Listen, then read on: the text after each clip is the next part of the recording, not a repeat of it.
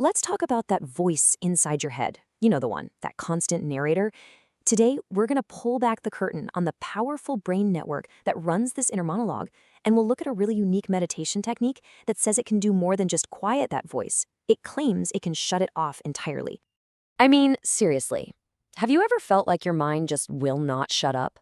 Like there's a commentator in there just giving a play-by-play on every single thing you do, think, or feel, 24/7. Oh, you totally know the feeling, right? You're driving down the highway and suddenly you kind of snap back to reality and realize you don't remember the last 5 miles. Or you're standing in the shower, replaying that argument from yesterday, thinking of the perfect comeback you wish you'd said. This isn't just you being spacey. It's a very specific and pretty fascinating mode your brain switches into. So what is actually going on here? What's pulling the strings when we go into this autopilot mode? Well, it turns out there's a whole dedicated network in your brain whose main job is to create this entire inner world. See, that inner narrator, the one that feels like the very core of you, it's not just some random noise. It's the end product of a really powerful and sometimes kind of tricky brain network that, for many people, is the single biggest hurdle to finding real mental quiet. And that, my friends, brings us to the star of our show today, this system that runs it all, the default mode network. So what is the DMN? Honestly, the best way to picture it is like your brain's screensaver, or its idle mode. The second you stop focusing on something out there in the world, like a work task or this explainer, bam, the DMN fires right up and your mind is off to the races, wandering to the past, worrying about the future, and thinking all about you. And its job is, well, it's huge. The DMN is what literally creates and maintains your sense of self, your ego, that feeling of I. It's the part of you that's constantly digging up old memories, using them to try and predict the future, and yep, it is the direct source of that never-ending inner monologue. Okay, to really get this, there's this amazing analogy from the source material that just nails it. Imagine your DMN is a film crew, and they are working around the clock producing a feature film called The Story of You. Now, in this film crew, you've got two main players. First up, you have the narrator, which lives in your medial prefrontal cortex. This is literally the voice of your ego, the part that's writing the script for the story of I. Then you've got the projector, over in the posterior cingulate cortex. This is the part that takes all your memories and future worries and plays them on the big screen in your mind. All right, so if this network is always on, how in the world do you get it to be quiet?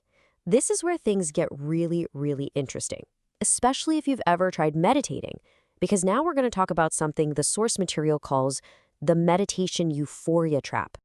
Because right now, you're probably thinking, hang on, isn't that what meditation is for, to calm that voice down? And you're right, but it's a little more complicated than that. And here is the absolute key difference. Many popular meditation techniques like mindfulness, they only quiet the DMN. They don't actually switch it off.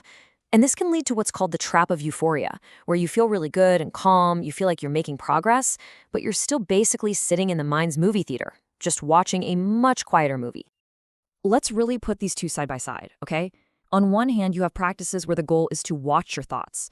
The DMN is still humming along in the background, just quieter, and the result is some temporary calm. But on the other hand, you have delta meditation, where the goal is to actually end thought. Here, the DMN is taken completely offline, and the result isn't just calm, it's absolute, total mental silence. The trap is feeling good while still being stuck in the mind. The goal is to go beyond the mind entirely. So this leads us to the core goal here, which is, honestly, it's pretty radical. It's to achieve a state of absolute silence inside the mind. I mean, just listen to how the source material describes this. When the DMN is turned off, the inner dialogue dies. The feeling of time and identity temporarily collapses. We're not just talking about feeling relaxed here. This is a fundamental shift in your entire experience of consciousness. And here's another subtle but super important point. The goal isn't peace, because peace is still a feeling, right? It's something the mind experiences. No, the goal is the absence of the need for peace. It's a state that exists completely beyond thought and feeling. Okay, but hold on. If the DMN is turned off and your personal sense of I is gone, where do new ideas even come from? This is where things get a little wild as we get into this idea of the universal I. I mean, that's the big question, isn't it?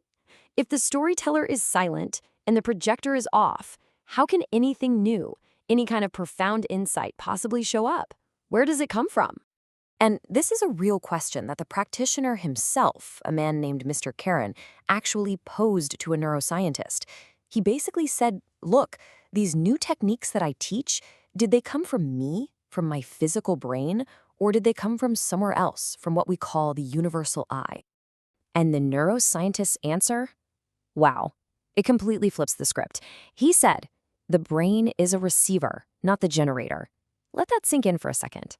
When your DMN goes silent, you stop broadcasting your own little story, and instead, you become an antenna, able to tune into and access a source of information that's way beyond your individual self.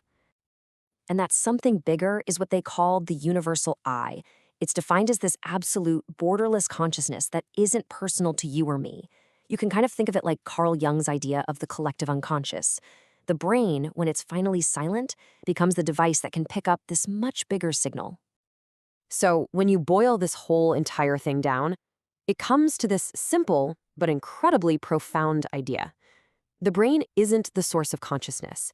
It's the tool that consciousness uses. And that leaves us with one last question, a big one for you to think about.